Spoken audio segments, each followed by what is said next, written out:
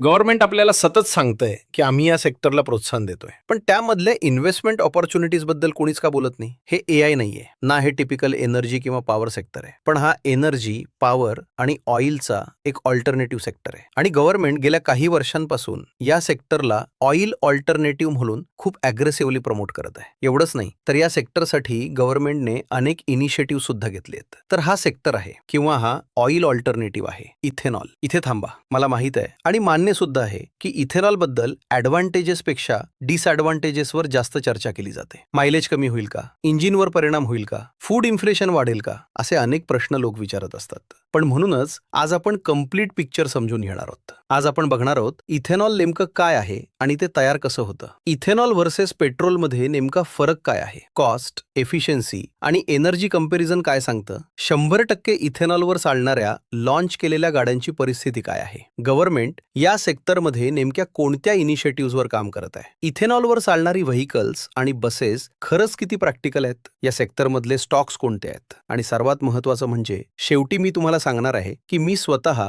Ethanol based स्टॉक्समध्ये invest करणार आहे की नाही. त्यामुळे व्हिडिओ शेवटपर्यंत नक्की बघा. व्हिडिओ जास्त मोठा नाहीये आणि डायरेक्ट शेवट तर अजिबात बघू नका, कारण मध्ये खूप इम्पॉर्टंट इन्फॉर्मेशन आहे जी पुढे इन्व्हेस्टमेंट आणि डिसिजन मेकिंग करताना तुम्हाला खूप मदत करू शकते. सर्वात आधी इथेनॉल म्हणजे नेमकं काय ते बघू. सोप्या भाषेत सांगायचं झालं तर इथेनॉल म्हणजे अल्कोहोल बेस्ड फ्युएल. हो, टेक्निकली हे अल्कोहोल कॅटेगरी मध्येच येतं, पण ड्रिंकिंग अल्कोहोल नाही तर फ्युएल ग्रेड. आणि याची सर्वात मोठी खासियत म्हणजे हे थेट पेट्रोलमध्ये मिक्स करून वापरता येतं. उदाहरणार्थ E10 म्हणजे 10% इथेनॉल आणि 90% पेट्रोल. E20 म्हणजे 20% इथेनॉल आणि 80% पेट्रोल. आणि भारत सध्या ह्याच E20 ब्लेंडिंग मॉडेलवर अग्रेसिव्हली काम करत आहे, कारण जितकं जास्त इथेनॉल ब्लेंड होईल तितकी क्रूड ऑइल इम्पॉर्टची गरज कमी होईल. आता इथे इंटरेस्टिंग गोष्ट म्हणजे इथेनॉल ऑइल सारखं जमिनीतून ड्रिलिंग करून मिळत नाही, ते ॲग्रिकल्चर मधून तयार होतं. उदाहरणार्थ sugar mills sugar cane process करतात, त्यातून शुगर तयार होते आणि बाय प्रोडक्ट म्हणून काकवी म्हणजे ऊसापासून साखर तयार करताना उरलेला दाट, काळसर आणि गोड द्रव पदार्थ तयार होतो. पूर्वी ह्या काकवीला फारसं महत्त्व नव्हतं, पण आता त्याच काकवीपासून इथेनॉल तयार केलं जातं. फर्मेंटेशन प्रोसेस होते, शुद्धीकरणाची प्रोसेस होते आणि शेवटी फ्युएल ग्रेड इथेनॉल तयार होतं. पण गेल्या काही वर्षात इथेनॉल स्टोरीमध्ये एक मोठा बदल झालाय. पूर्वी इथेनॉल म्हणजे शुगर इंडस्ट्री अशी परसेप्शन होती, पण आता मेज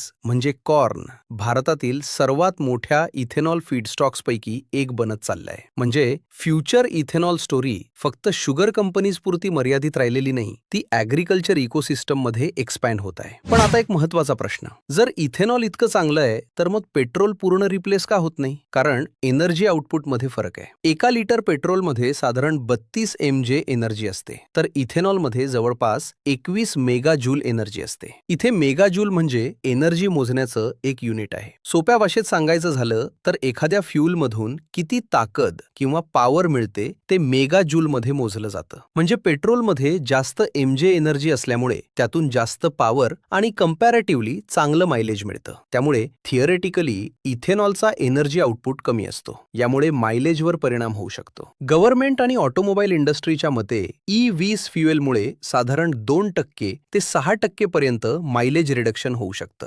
विशेषतः जुन्या व्हेइकल्समध्ये. उदाहरणार्थ जर एखादी कार प्युअर पेट्रोलवर 20 किलोमीटर प्रति लिटर मायलेज देत असेल तर E20 फ्युएलवर ती 19 किलोमीटर प्रति लिटर किंवा काही केसेसमध्ये 18 किलोमीटर प्रति लिटर पर्यंत येऊ शकते. म्हणजे एका बाजूला देशाचं इम्पोर्ट बिल कमी होत आहे, पण दुसऱ्या बाजूला कन्झ्युमरला थोडं जास्त फ्युएल कन्झ्युम करावं लागू शकतं. त्यामुळे इथेनॉल डिस्कशनमध्ये फक्त फायदे नाहीत तर प्रॅक्टिकल ट्रेड ऑफ सुद्धा आहेत.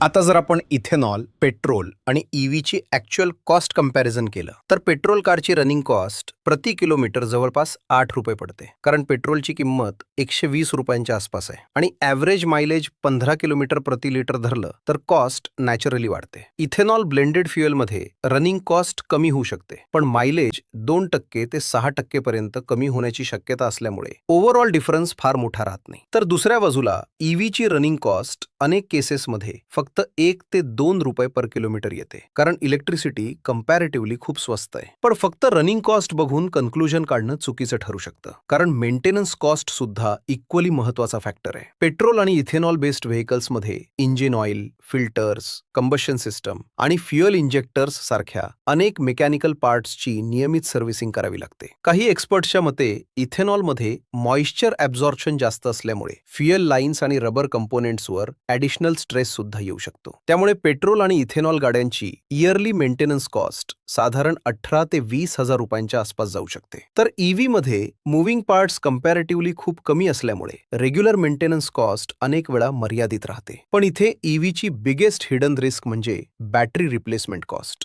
जी व्हेकलनुसार काही लाख रुपयांपर्यंत जाते. आणि म्हणूनच गव्हर्नमेंटच्या दृष्टीने इथेनॉल हा ईव्हीचा डायरेक्ट कॉम्पिटिटर नसून एक प्रॅक्टिकल ट्रान्झिशन फ्युएल म्हणून पाहिला जातो, कारण तो एक्झिस्टिंग पेट्रोल इन्फ्रास्ट्रक्चर वापरून कम्पॅरेटिव्हली कमी कॉस्टमध्ये इम्प्लिमेंट करता येतो. आणखी इंटरेस्टिंग गोष्ट म्हणजे इथेनॉल आता फक्त फ्युएल ब्लेंडिंग पर्यंत मर्यादित राहिलेलं नाही. 2023 मध्ये टोयोटाने Innova Hycross flex fuel prototype unveil केलं होतं, ज्यामध्ये इनोवा E100 म्हणजे 100% इथेनॉलवर चालू शकते. इनिशियल रिव्ह्यूज मध्ये व्हेकलचा परफॉर्मन्स आणि ड्रायव्हेबिलिटी नॉर्मल व्हेकल्स सारखीच असल्याचं सांगितलं गेलं आणि कोणतेही मोठे टेक्निकल इश्यूज ऑफिशियली समोर आले नाहीत. 3 जून 2026 रोजी हिरो मोटोकॉर्पने स्प्लेंडर प्लस फ्लेक्स फ्युएल आणि HF deluxe flex fuel launch केल्या, ज्या E85 म्हणजे 85% इथेनॉलवर चालू शकतात.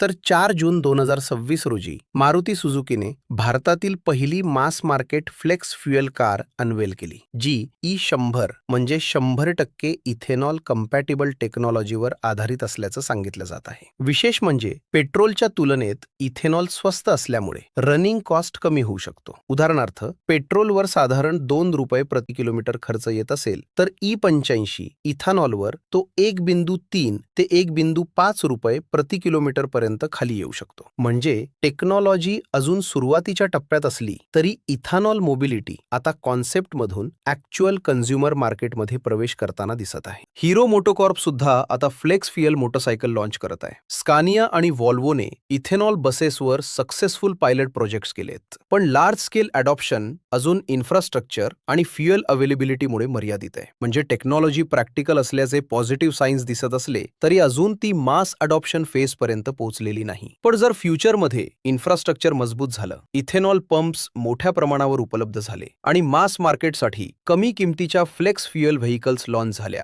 तर कदाचित इथेनॉल व्हेकलचं अडॉप्शन सुद्धा ईव्ही सारखं वेगाने वाढू शकतं. कारण ईव्ही प्रमाणे पूर्ण नवीन इकोसिस्टम बिल्ड करण्याऐवजी इथेनॉल एक्झिस्टिंग पेट्रोल इन्फ्रास्ट्रक्चरवरच कम्पॅरेटिव्हली कमी कॉस्टमध्ये इम्प्लिमेंट करता येतं. आता गव्हर्नमेंट या सेक्टरला किती अग्रेसिव्हली सपोर्ट करत आहे हे इनिशिएटिव्हजवरून स्पष्ट दिसतं. भारताने 2030चं ईव्हीज ब्लेंडिंग टार्गेट ॲडव्हान्स करून 2025 मध्येच अचीव्ह केलं आणि आज देशात जवळपास 20% इथेनॉल ब्लेंडिंग सुरू आहे. गव्हर्नमेंटने ऑइल मार्केटिंग कंपनीजना long term ethanol procurement contracts द्यायला सांगितलंय, ज्यामुळे इथेनॉल मॅन्युफॅक्चरर्सना प्रेडिक्टेबल डिमांड मिळते. इथेनॉल निर्मिती प्लांट एक्सपेन्शनसाठी गव्हर्नमेंटने इंटरेस्ट सबसिडी स्कीम लॉन्च केली असून आतापर्यंत 30,000 कोटी रुपयांपेक्षा जास्त लोन्स सँक्शन करण्यात आलेत. गव्हर्नमेंटने गेल्या काही वर्षात इथेनॉल प्रोक्युअरमेंट प्राइस सुद्धा वाढवली आहे, ज्यामुळे शुगर मिल्स आणि ग्रेन बेस्ड इथेनॉल मॅन्युफॅक्चरर्सना प्रॉफिटेबिलिटी सपोर्ट मिळालाय. फक्त सेंटर गव्हर्नमेंट नाही, तर महाराष्ट्र गव्हर्नमेंट सुद्धा या सेक्टरला ऍक्टिव्हली सपोर्ट करत आहे. महाराष्ट्रात नवीन इथेनॉल प्रोजेक्टसाठी stamp duty exemptions, electricity duty benefits आणि काही इंडस्ट्रियल इन्सेंटिव्हज दिले जात आहेत. राज्यात शुगर मिल्स आधारित इथेनॉल प्रोडक्शन वाढवण्यासाठी पॉलिसी सपोर्ट दिला जातोय, कारण महाराष्ट्र हा देशातील मोठ्या शुगर प्रोड्युसिंग स्टेट्सपैकी एक आहे.